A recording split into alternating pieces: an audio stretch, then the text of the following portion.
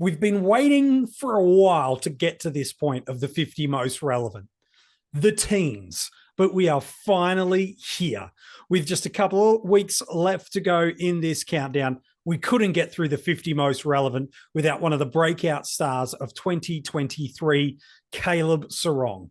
He was phenomenal for owners last year. And as we venture into a new season, the question is, has he got another gear to go, or is he already hit his peak?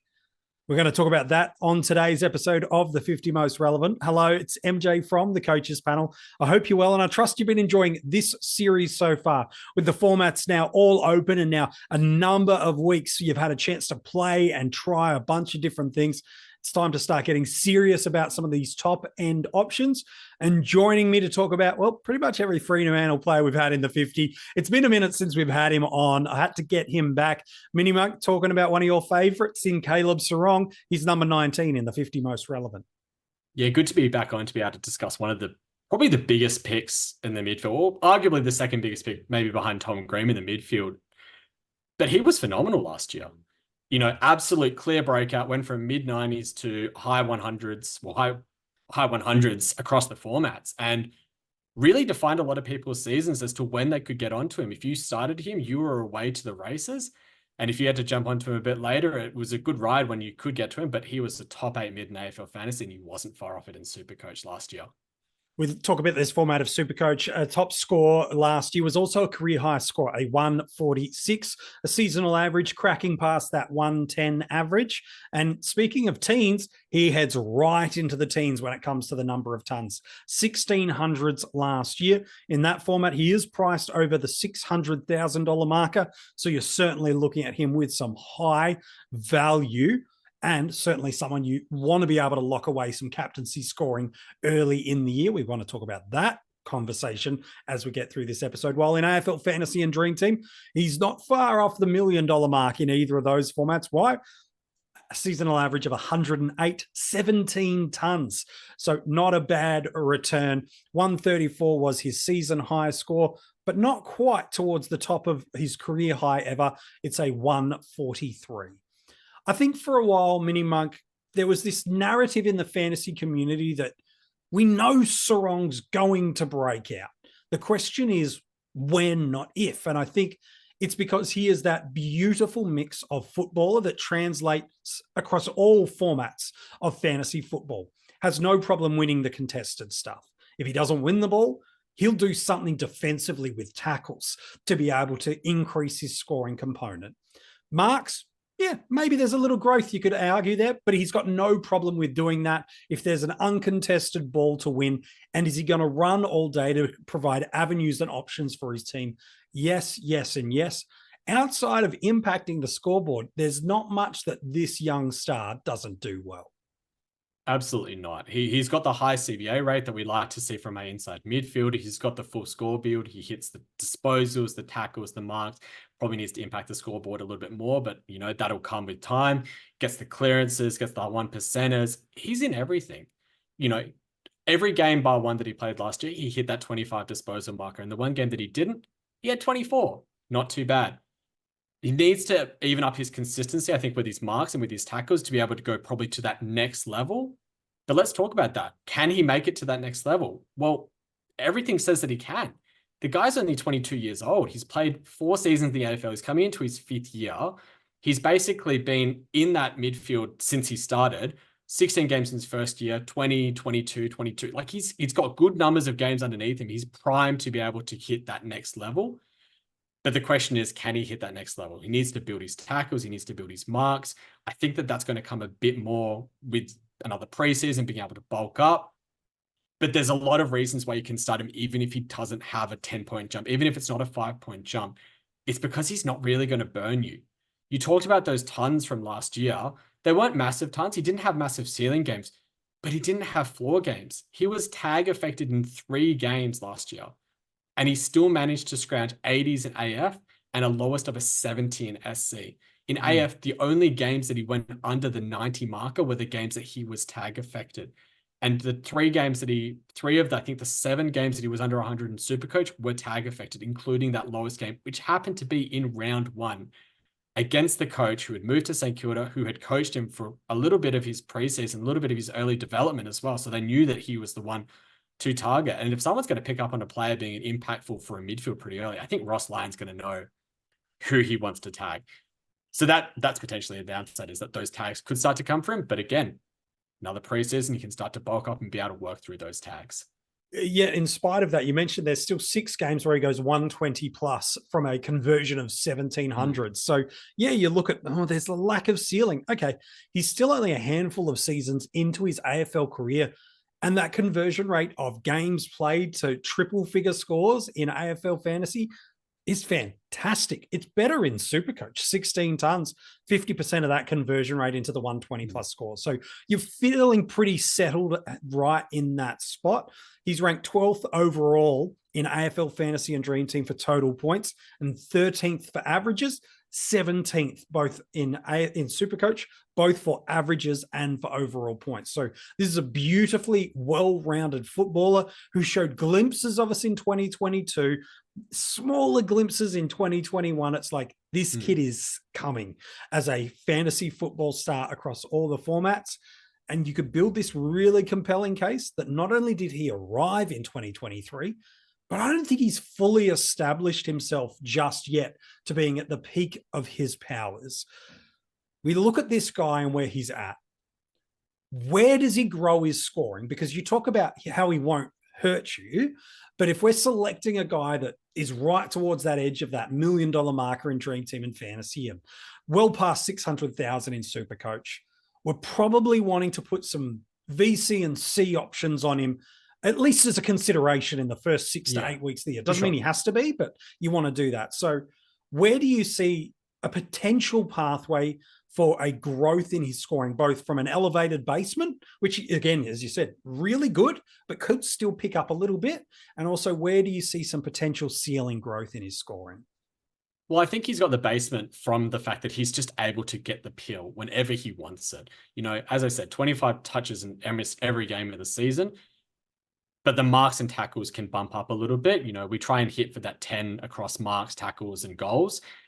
Marks, it tends to be one or the other for him. He tends to get marks in one game or tackles in the other. If he can put it all together and get, 6 marks in one game, 6 tackles in another, and maybe kick a goal, that's when you can start to see those ceiling games. And that's what happened in that last game of the season where he went 120 AF and 140 SC. 6 marks, 5 tackles, only kicked the behind. If that's a goal, it's maybe 150 SC and 125 AF. That's the type of scores where you're comfortable in captaining someone like that. And I think that that's going to come as he starts to be able to continue to develop his midfield craft and starts to actually get a bit more of a cohesive midfield mix. They were missing that little piece that they really needed as that third midfielder. And I think that they're going to find that now with Hayden Young, and that'll just flesh out that trio of Young, Brayshaw, and Serong, because I think that those three complement each other really well. Brayshaw's got a lot more of that outside game. Serong's kind of got a bit more of that inside and outside game, whereas Young's going to come in and really provide a lot of that inside grunt work, big body that they need. And I think that that'll help relieve a lot of the pressure that goes onto Serong, as well as having another big body next to him to be able to provide him a bit more protection when he's in and under in the packs. Fremantle's a really interesting team for me this preseason. There's a lot of very relevant guys, and I think there's a number of reasons for that. But there's this interesting player dynamic that's rolling through the midfield that I haven't heard too many people talk about it. Now, the SuperCoach community are keenly watching this player that I'm about to say, because at his price point and his legacy of scoring, they're going, if he's fit, I'm going to find it a hard way not to talk through if he's in this midfield. I'm alluding to their former captain in Nat Fyfe. How do you see this midfield mix going? Because I feel like there's a lot of misinformation, or maybe that's harsh. Misunderstanding is probably a better way to look at this Fremantle midfield. You've got Fyfe, Serong, Young coming in, Brayshaw, and then people going, oh, there's an open wing. We both believe, and have done an episode now a couple of weeks ago on Heath Chapman, who we think is going to hold down a back line, and Jeremy Sharp, who's going to hold down one of those wings. How do you see the Nat Fyfe impact of him coming back into the midfield and politely saying the forward experiment as a heavy forward didn't work? How do you see that working out? And how do you see, if at all, that aiding or hurting Caleb Serong scoring? I think the heavy forward experiment didn't really work for Fyfe because he was being forced to play a lot taller than what his natural game suggests. He works really well as a third tall forward. And I think that they're starting to get a bit better of a mix now with Tracy and Amos being that 1-2 punch, and they're going to develop together at the young age they are. But I also don't see Fife being a pure inside midfielder. He's over the 30 marker. He's not going to be someone who's going to be staying in that squad for the next 5 years. Whereas you look at some people like Young, Serong, and Brayshaw, they're all in their early to mid-20s. They're all players that are going to stay inside of that midfield for a fair chunk of time to come now. So I do think that Fife will get midfield time, but I don't see it being 50%. I don't see it really ticking much over that 40%. I think it's probably somewhere in that 20 to 40% market and varying through weeks. And if we look at the CBA percentages from last year, they kind of show the same story. He had 7 games where he had midfield attendances, 21%, 16%, 42%, 46%, 54%, and 52%, 35-23. So, averaging around that 30% marker. But then you look at those spike games, they came when Jaeger Amira wasn't playing or had decreased CBAs, and Young hadn't moved into the midfield at that point either. So if we're looking at who's going to be guaranteed CBAs, I think Serong is at the top of that list. He is the one that will be staying inside there the entire time. I think that Young, they might experiment with, but I see him as at least an 80% CBA mid and only having to float back if the situation calls for it. Brayshaw is probably the one that could get that little bit of a decrease, but I don't see it being to the wing. I don't really see that that's the place that they're going to want to put him. They'll probably use him similar to how Carlton uses Sam Walsh, where he starts at half forward or half back and pushes straight into the stoppage and becomes the extra attendance. You don't want your winger doing that. You want someone coming from a different point of the ground to be the one to do that. So my question is then, I've got a couple of things I'm keen to get your thoughts on, but one of those is around the tag. You alluded earlier before that Ross Lyon played a tagging role on him. And then there were a couple of times last year, I think it was West Coast and Port Adelaide, Willem Drew ran through there as well. Do you see that coming to him now? I know we don't know as much about the dynamic of how that works. Do you think he's the number one tag target? Because he's got some decent basement. You said even when he tagged that came, but is that still the biggest concern or a turnoff for why you might start him? Potentially. It's a bit of a tricky one. We saw that in that West Coast game, it actually didn't go to him the entire time. They did a half on Brayshaw and then they did the second half on Serong from memory. And Serong got off the chain in the first half and then Brayshaw got off the chain when the tag was dropped on him in the second half. I would expect that to be fairly similar to what we see in 2024 as well. Similar to how with Adelaide, the primary tag target's probably Dawson, but if Laird starts getting off the chain, they will try and send someone to give him a bit of attention, and they have done in the past. So if we see that similar sort of thing, I'd expect that the tags will probably try and start on Serong, and if they need to move on to someone else, that might come. But again, that's something they're going to be prepping during match sim as well. And I would be thinking that they're going to try and have plans in place to be able to mitigate that. One of the great pieces of a player like a Caleb Serong is that he is going to be, if you start him or target him as an early upgrade, he can be a significantly important piece for you through navigating your buy round structurally in 2024. You look at how the buys map out across the year, you notice something really clear in round 13. Fremantle, Port Adelaide hit that important junction. 2 teams off and best 18 in the middle of the year where you're getting the extra trade options to be able to use. You've got the visibility of teams coming off buys, and it just helps you navigate through those early buy rounds. This is where the stocks start to value up, and it's where you start to stack up all the narratives of why a Serong could be important to you. He plays all of those early buy rounds. You know that he's not going to really burn you with a 50 or a 60 or a 70 with a poor score. Fixture-wise, it's relatively favorable for Fremantle early on in those first couple of months of the year, and you know he's going to help you through all those buys mid and early. This is where you start to do like an argument stack, isn't it? MiniMonk, you go, helps me with my buys, got a pathway to better scoring, got a pathway to this, already got good basement. All of a sudden, he might not have been in your first 3 or 4 or 5 midfielders that you were considering come January 1. But now as we're deep into February, you're going, yeah, maybe he is. And when I mean deep into February, I mean it's the first day. But it feels like it's deeper than that. That's kind of where it gets to at the moment. Yeah. It's more now a question of which players and midfielders do you like from that buy structure? Yeah.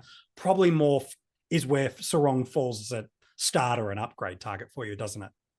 Yeah, I think that that's the really interesting thing, because we've gone from, 2023, we had Geelong and Gold Coast on that standalone buy in round 13, where we didn't really have good top 6 and top 8 options. We had really Stewart, and some people had someone like Noah Anderson in there. And those are probably the only two premiums at that stage that were close enough to being top 6 or top 8 in their line.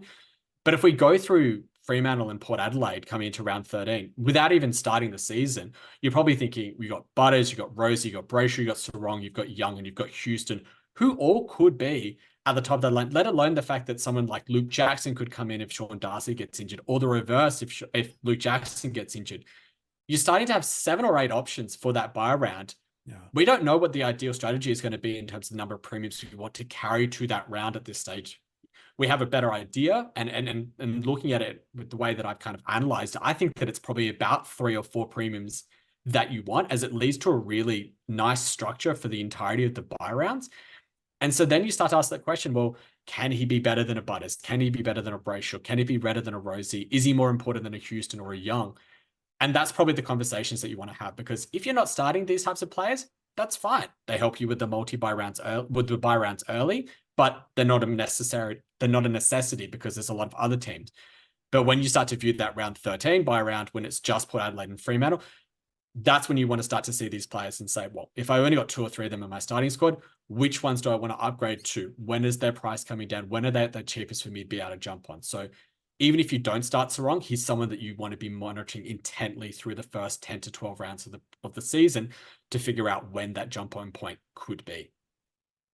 So is it as simple as get those 4 mids that MiniMonk said and stack them up in an order for you of who do you want to start for the year? Or is it more complex than that?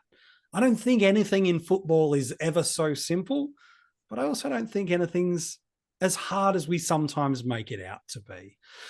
Caleb Serong, we know, has one of the best scoring floors of any premium midfielder going around.